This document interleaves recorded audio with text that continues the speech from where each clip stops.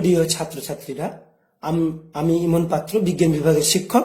পরিমাপ পদ্ধতি আলোচনার পর অনুশীলন করতে গিয়ে যে সমস্ত প্রশ্নের সম্মুখীন হতে হয় বা হতে পারে ক্লাস চলাকালীন, সেই অভিজ্ঞতা থেকে আরেক শিক্ষক বিজ্ঞান বিভাগের দীনেশ ঘোষ মহাশয়, তিনি ছাত্ররূপে তোমাদের হয়ে প্রতিনিধিত্ব করছেন এবং তিনি কতগুলো প্রশ্ন রাখছেন।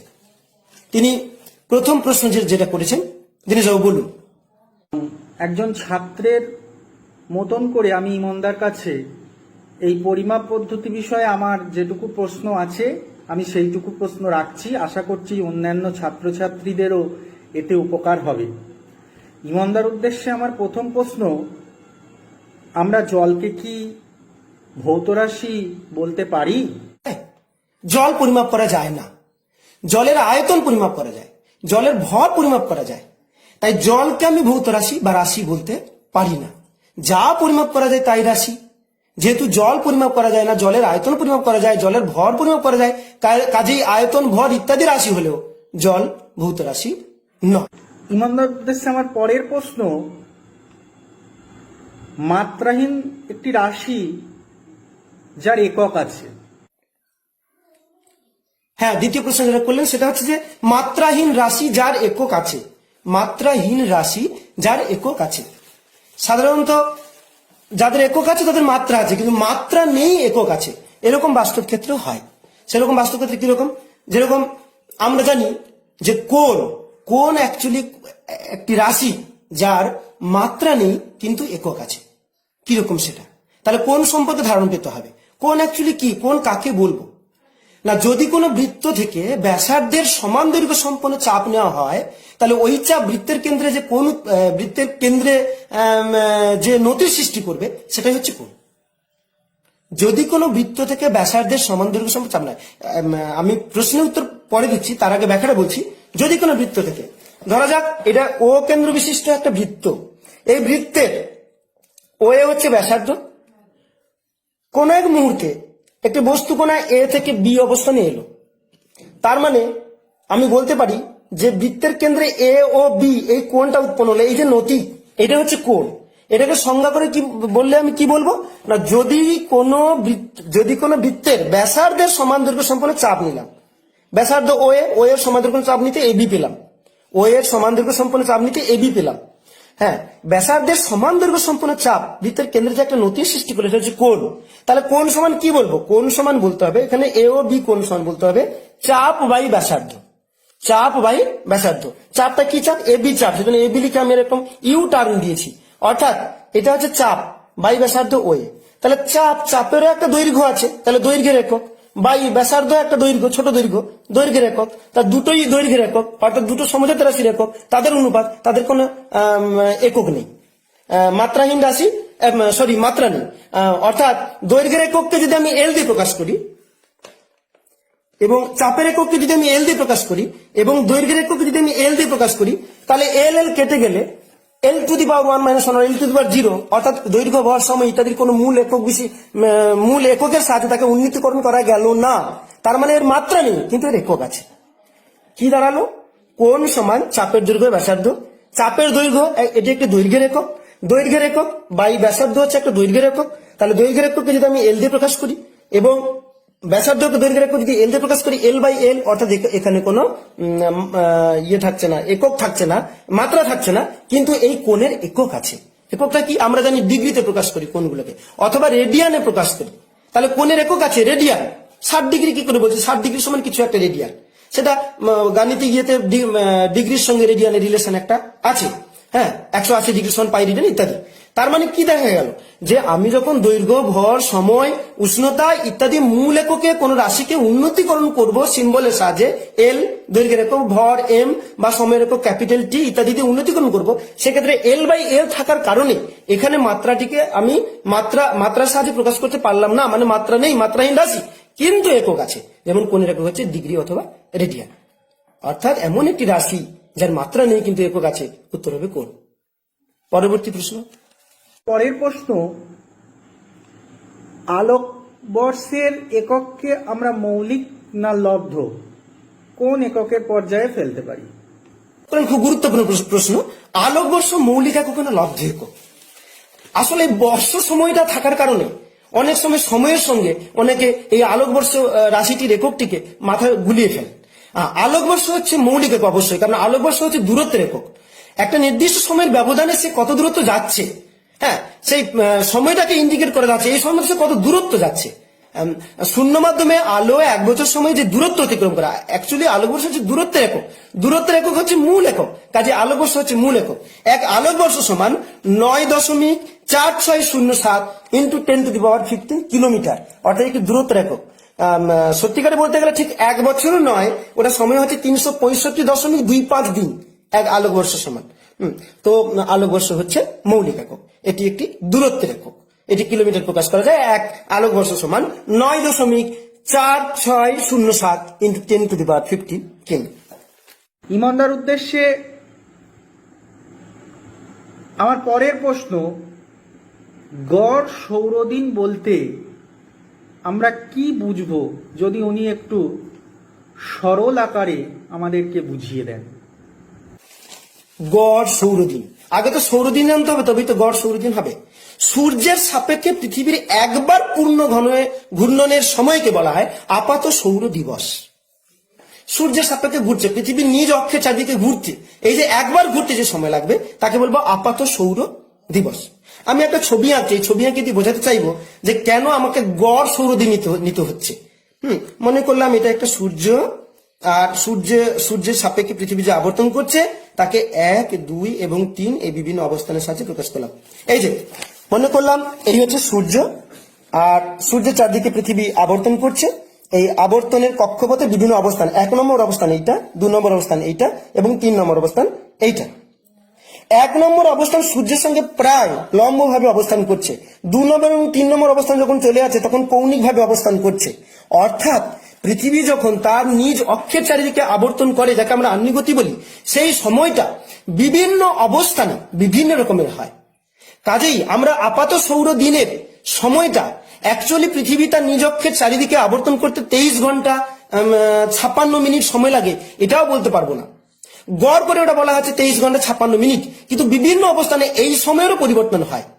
আমরা মোটামুটি পৃথিবীর এই যে নিজ অক্ষের চারিদিকে আবর্তন করতে করতে সূর্যের চারিদিকে আবর্তন করা, তার বিভিন্ন অবস্থানগতভাবে প্রতি সেকেন্ডে তার আমরা ওই নিজ অক্ষের চারিদিকে আবর্তনের যে সময়টা, সেই সময়গুলোকে আমরা ক্যালকুলেট করতে পারি। এক একটা সময় বলা হয় গড় সৌর সেকেন্ড, সৌর সেকেন্ড বলা হয়। প্রতিটি সৌর সেকেন্ডে তার আপাত সৌর দিন কত, সেটা মোটামুটি 86,400 বার নেওয়া হয়।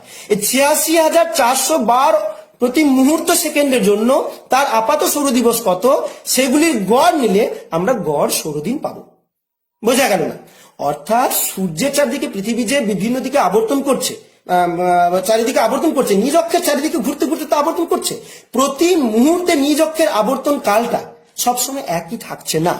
আমরা প্রতি মুহূর্তে, প্রতি ক্ষণে, প্রতি সেকেন্ডে যাকে আমরা বলছি যে সৌর সেকেন্ড, প্রতি সৌর সেকেন্ডে এরকম 86,400টা সৌর সেকেন্ড নিয়েছি। প্রতিটি সৌর সেকেন্ডে, হ্যাঁ, তার অবস্থানগত ভাবে তার সৌর দিনটা কত, সেই সৌর দিনগুলির গড় করলে আমরা গড় সৌরদিন পাই। অর্থাৎ সৌর দিবসগুলির সময়কালের গড় নিলে আমরা গড় সৌরদিন পাই।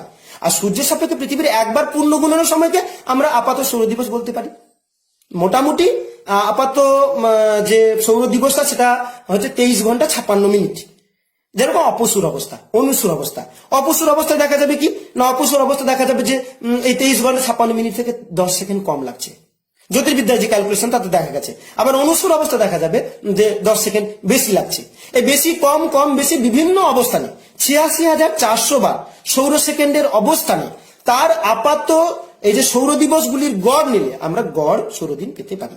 আধুনিক হিসেব অনুযায়ী আবার একটু অবস্থান পরিবর্তন দেখা গেছে যে গড় সৌরদিন সমান 86,400 সেকেন্ড প্লাস 0.2 মিলি সেকেন্ড। এটা সামান্য পরিবর্তন এখন হয়েছে। পরবর্তী প্রশ্ন, দীনেশবাবু ছাত্র রূপে।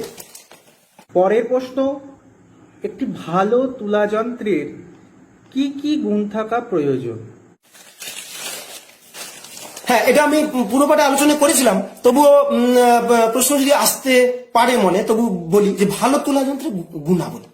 1 নম্বর, তুলা যন্ত্রটি সুবেদী হবে, অর্থাৎ ভরের সামান্যতম পার্থক্য হলেই সূচকটা তার পাঠ নির্দেশ করবে, অর্থাৎ ভরের সামান্যতম পার্থক্য নির্দেশ করতে পারবে, তবে সেই তুলা যন্ত্র আমি ভালো তুলা যন্ত্র বলবো। তার একটা ভালো গুণ এটা। 2 নম্বর, তুলা যন্ত্রের দৃঢ় হবে, রিগিডিটি, কাঠিন্য। আমি তুলা যন্ত্র নিলাম যে এটা নমনীয় হলো, প্যাক প্যাক প্যাক করে এদিকে দিকে ঝুলে যাচ্ছে, অর্থাৎ নমনীয় হবে না, কাঠিন্য হবে। রিগিডিটি, রিগিডিটি যাকে বলে রিগিডিটি, অর্থাৎ তুলা যন্ত্র দৃঢ় হবে। 1 নম্বর, তুলা যন্ত্রটি সুবিধা হবে, অর্থাৎ ভরের সামান্য পার্থক্য নির্দেশ করতে পারবে। 2 নম্বর, তুলা যন্ত্র দৃঢ় হবে। 3 নম্বর, তুলা যন্ত্র নির্ভুল হবে, অর্থাৎ তুলা পাত্রে সমপরিমাণ ভর চাপালে তুলা যন্ত্রের অনুভূমি থাকে।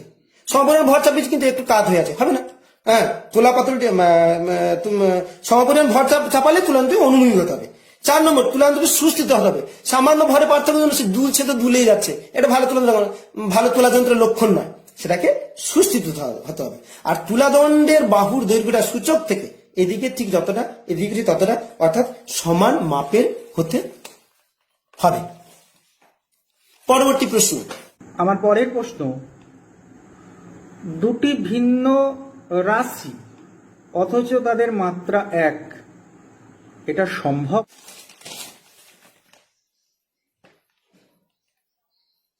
দুটি ভিন্ন রাশি যাদের মাত্রা একই, এই প্রশ্ন ছিল। দুটি ভিন্ন রাশি যাদের মাত্রা একই। আমি দুটো ভিন্ন রাশির কথা বলতে পারি, যারা স্কেলার রাশি এবং ভেক্টর রাশি, কিন্তু তাদের মাত্রা একই। যদি গাণিতিক নিয়ম অনুযায়ী বলি, ওই দিকটিক সব ভুলে গিয়ে যদি বলি বেগ সমান কি, খুব ত্রুটি না ধরে যদি বলি বেগ সমান কি, তখন বললো দূরত্ব বাই সময়। আর যদি বলি স্পিড বা দ্রুতি, তোমার স্পিড কত গো? না আমি সেকেন্ডে যাই এত। তোমার বেগ কত গো? না সেকেন্ডে যাই এত, টুয়ার্ডস এত। এই টুয়ার্ডস কথাটা বাদ দিয়ে, অভিমুখের কথা বাদ দিয়ে যদি ওই বেগের গাণিতিক নিয়ম বলি, তখন বলি বেগ সমান কি? না দূরত্ব বাই সময়। দ্রুতি সমান কি? দূরত্ব বাই সময়। বেগ সমান দূরত্ব বাই সময়, দ্রুতি সমান দূরত্ব বাই সময়। দূরত্বের একক কি? এল। দূরত্বের মাত্রা, দূরত্ব এল দিয়ে প্রকাশ করলাম। সময়ের মাত্রা কি? টি। তাহলে বেগের মাত্রা কি হলো? L into T to the power -1। Speed বা দ্রুতি, কত সময় কত পথ অতিক্রান্ত করলাম, সরল বা বক্রপথে, যেভাবে হোক না কেন, দূরত্ব বাই সময়। তাহলে দূরত্বের মাত্রা কি? এল। সময়ের মাত্রা কি? টি। তাহলে এল ইন্টু টি টু দি -1, এই দুটো মাত্রা হচ্ছে এক। অর্থাৎ দুটি ভিন্ন রাশি, বেগ এবং দ্রুতি ভিন্ন রাশি। হ্যাঁ, আমি সোজা বা বাঁকা পথে কতটা ঘুরে এলাম সেটা দেখা দরকার নেই, মোট কত সময় কত পথ অতিক্রান্ত করেছি, এটাই আমার স্পিড বা দ্রুতি। আর বেগ হচ্ছে একক সময় নির্দিষ্ট অভিমুখে অতিক্রান্ত পথ, সেটা হচ্ছে বেগ। তার দুটি ভিন্ন রাশি, বেগ আলাদা রাশি, দ্রুতি আলাদা রাশি, বেগ ভেক্টর রাশি, দ্রুতি স্কেলার রাশি, কিন্তু তাদের মাত্রা একই, এল into T to the power -1। পরের প্রশ্ন। লম্বন ত্রুটি বা লম্বন ভ্রূম বলতে কি বুঝবো? পরের প্রশ্ন।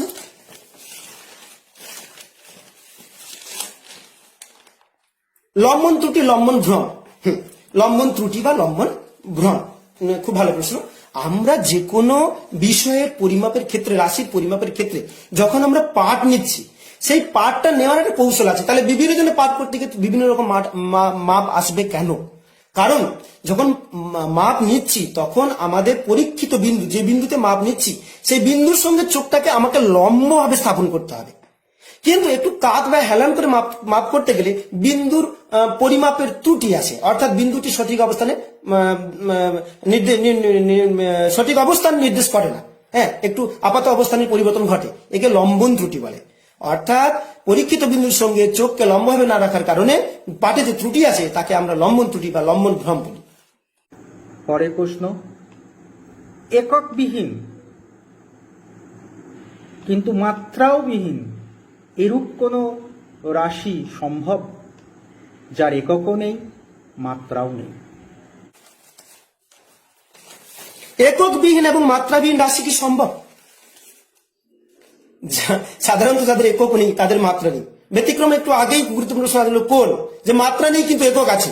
এককবিহীন এবং মাত্রাবিহীন রাশি, হ্যাঁ হতে পারে। ধরো আমি একটি শব্দের সঙ্গে পরিচিতি ঘটাচ্ছি, অ্যাকচুয়ালি পরিমাপের পদ্ধতি পড়ালেও বিভিন্ন রাশি আসবে, যে রাশি সম্পর্কে এই প্রথম অধ্যায়ের মাধ্যমে তাদের সঙ্গে পরিচিতি ঘটানো কঠিন। পরবর্তীকালে আমরা এই দ্রুতি, বেগ, সরন্তরণ ইত্যাদি যখন পড়বো, তখন সেই রাশিগুলোর সঙ্গে পরিচিত হবে এবং প্রশ্নগুলি একটু সুবিধা হবে। যে দেখা যাবে, আমি একটি রাশির কথা বলছি, বিকৃতি।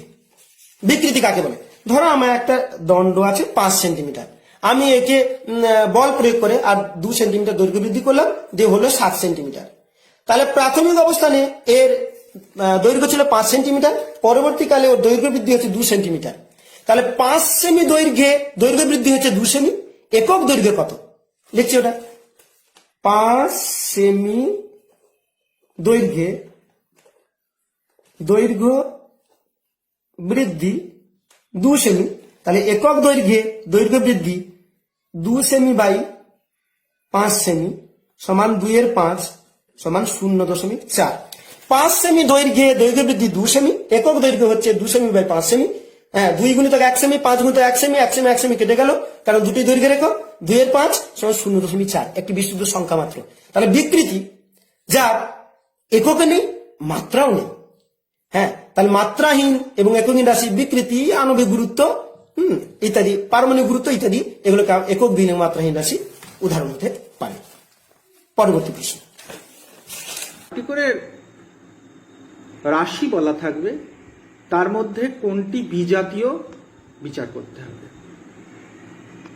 আমার প্রথম প্রশ্ন ইমনদার উদ্দেশ্যে, আয়তন, বেগ, ঘনত্ব, উষ্ণতা। সেকেন্ড, সরণ, ভর, ত্বরণ, বেগ। কোনটি বিজাতীয়?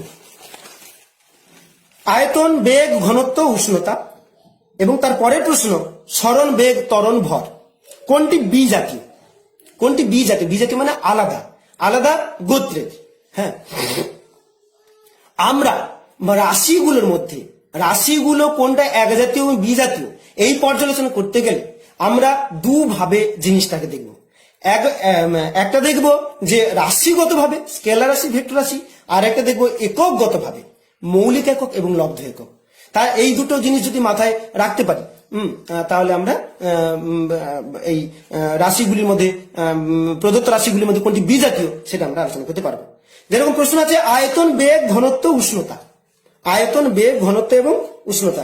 আমি পরিমাপের পদ্ধতি পড়ানোর সময় আলোচনা করছিলাম যে আয়তন সমান কি না, আয়তন সমান দৈর্ঘ্য গুণিতক প্রস্থ গুণিতক উচ্চতা।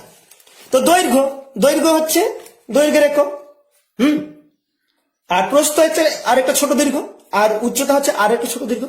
অর্থাৎ তিনটি দৈর্ঘ্যের একক মূল এককে সাহায্য করতে হচ্ছে। তাহলে আয়তন হচ্ছে লব্ধ একক। আর কি দেওয়া ছিল আয়তনের সঙ্গে? আর কি দিলেন? বেগ সমান দূরত্ব বাই সময়, একটু আগে আলোচনা করা হয়েছে।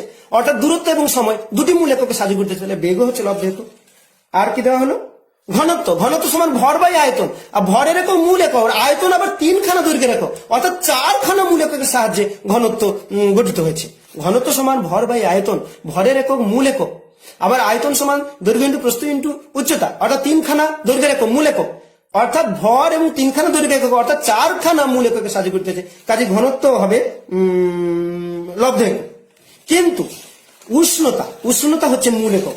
যাদের মূল উৎপত্তি অন্য কোনো রাশির এককগুলো থেকে গঠিত হয়নি তাদের বলা হয় মূল একক। সেগুলো কি কি? সেগুলো বলেছিলাম MKS, M for metre, K for kilogram, S for second. এছাড়াও আলোচনা যেগুলো করা হয়নি বা করিনি সেগুলো হচ্ছে তাপমাত্রা, তড়িৎ প্রবাহ, দীপন প্রাবল্য আলোর ক্ষেত্রে, পদার্থের পরিমাণ মোল ইত্যাদি।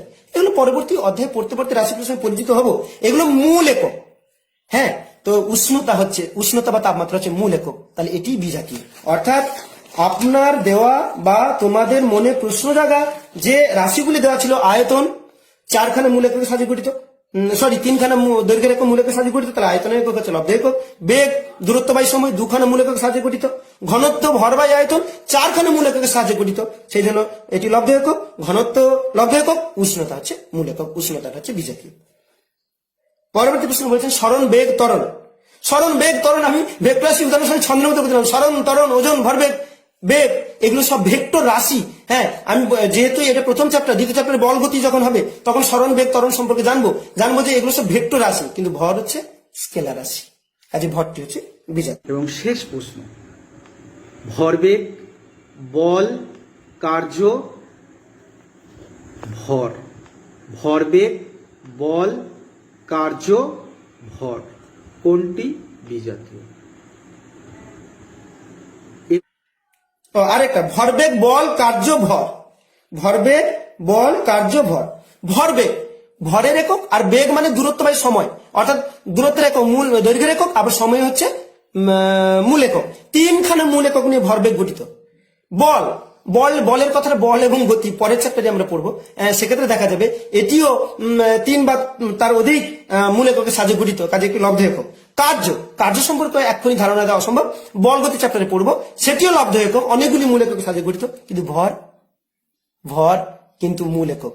M for metre, K for kilogram, মূল একক কিলোগ্রাম। সিজিএস পদ্ধতিতে দৈর্ঘ্যের মূল একক, জি ফর গ্রাম। এফপিএস পদ্ধতিতে দৈর্ঘ্যের মূল একক, পি ফর পাউন্ড। ভরটা হচ্ছে বিজাতীয়, অর্থাৎ ভরবেগ বল কার্য ভর এগুলির মধ্যে ভরই হচ্ছে বিজাতীয়। আশা করি ছাত্ররূপে দীনেশ বাবু এইভাবে উপস্থাপিত করে আমাকে এই প্রশ্নগুলো তুলে ধরার জন্য ধন্যবাদ। তোমাদের অনেক উপকারে লাগবে এই আশা রেখে আজকের পরিমাপ পদ্ধতির সম্পূর্ণতা পাবে এই আশা এবং শুভকামনা রেখে শেষ করলাম। ধন্যবাদ।